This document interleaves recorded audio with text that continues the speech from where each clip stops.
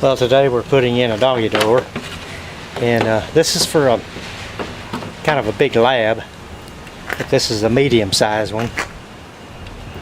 But even if you get a medium or a small one, you still got to cut out one rib, and it's really not going to lose much of its strength because you still have another one right here on the way up to the top. So, but we do need to cut this out. And you can take your pick where you want to cut it out. If you want it over closer to the lock side, you can. That's what I'm going to do. Or you could have it in the center, which means a little more work filling in on each side. Or you can put it on the hinge side. So you've got your choice. However you want to do it, you can. Now, if you do it over here on one of the edges, you want to try to leave the millwork. So in case you ever want to, which I know you're not, if you ever want to resave the door, you can, because the edges of this door is going to leave us enough room to where we can overhang that millwork just enough. Now let's see the top and the bottom. Yes, we're going to be able to save the top millwork and the bottom millwork. So we're at that where we can save it without having to cut it out. The only thing we're going to lose is just this one piece. Of course, if you really wanted to, you could just cut this out completely and then just put in one big panel at the bottom. But normally what usually happens is whenever you sell the house, somebody's just going to replace the door anyway. Alright, let's mark this thing. And since this has been purchased before, it seems as though we don't have the paperwork, but we'll get what I'll do is get from edge of the screw to this edge of the screw. Of course, I know everybody's going to disagree with me about where I should cut it out in the door. I mean, it's not going to weaken the door more than if you cut it out in the middle or each side. It won't matter. If you think it's going to cause a problem, you can always strengthen up the bottom, and you can always strengthen up the one above it. You know, you can put some braces across there, whatever you want to do. But yeah, just whatever you think best. But in my case, we're taking it out over here. And of course, we got to make sure that he's got clear ceiling at that side of the door. In other words, there's nothing against the wall that would keep him from having to come in or out. And I'm glad I noticed that, because yeah, there's a shelving unit right there the side, that side. So we're in great shape. So we can put it on the lock side, and then like I said, we're gonna measure from screw holder to screw holder, sideways, screw holder to screw holder, up and down, and then we're going to mark it out and lay it out and cut it.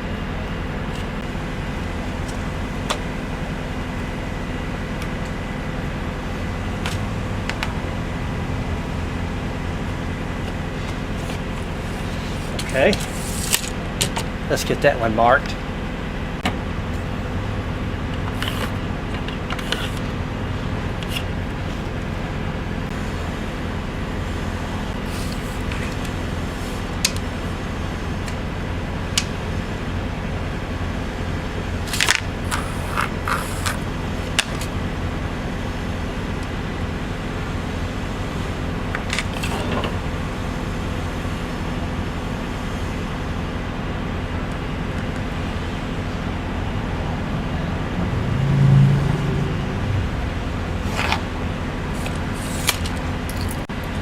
Okay, now if you've seen some of my other videos, you don't use that saw to cut it all the way over, overcut it.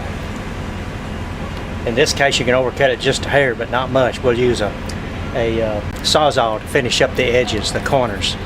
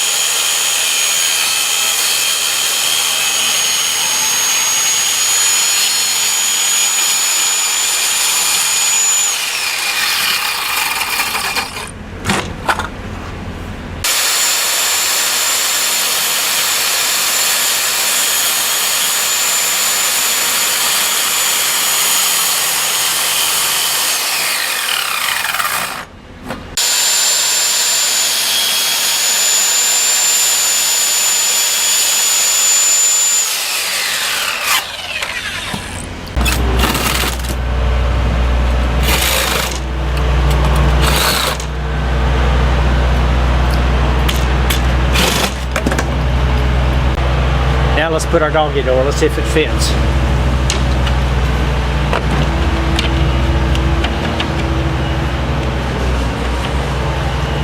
Hot dog, it's like a doggy door. Now there is an inside and outside. You know, the inside has the flapper, plus it has the door stop where the dogs can't get in or out. The screw holes, they need to be facing up so I can get to them. Hey, I just wanted to show you a cutout. See, here's one of the ribs we had to cut out. They're called rails. Sides are called stiles. But anyway, this is a rail, and it's, you know, when we put our doggy door in there, it's gonna strengthen this up some. But you can see along the top and along this edge how we've been able to save this milled edge in case for some odd reason somebody wants to come in here and save this door. And of course we'll keep the pieces down there on the ground. Who knows? Now this is when you can put the door back on. Be it a little bit easier to put it on because you can just reach your hand through there and hold this thing up.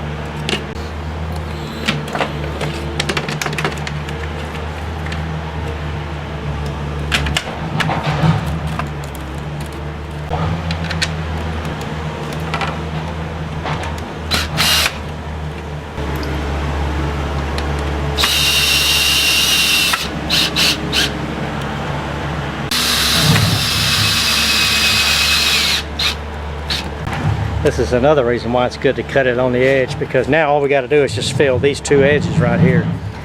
You could fill it full of caulk, but that'd probably take a whole tube.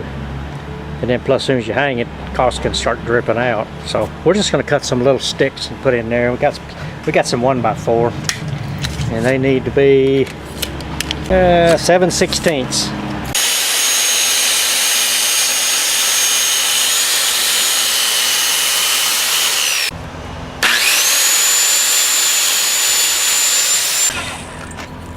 Cut these little ends on there to clear the mill.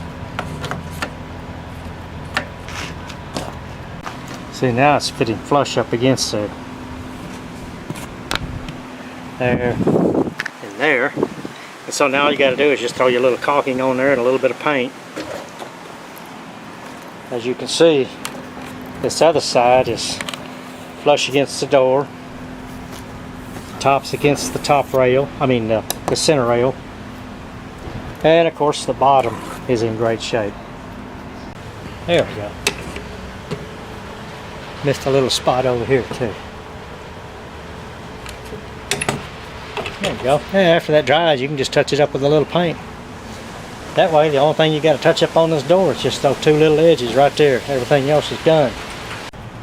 Yeah, let's try to train a dog to come through there.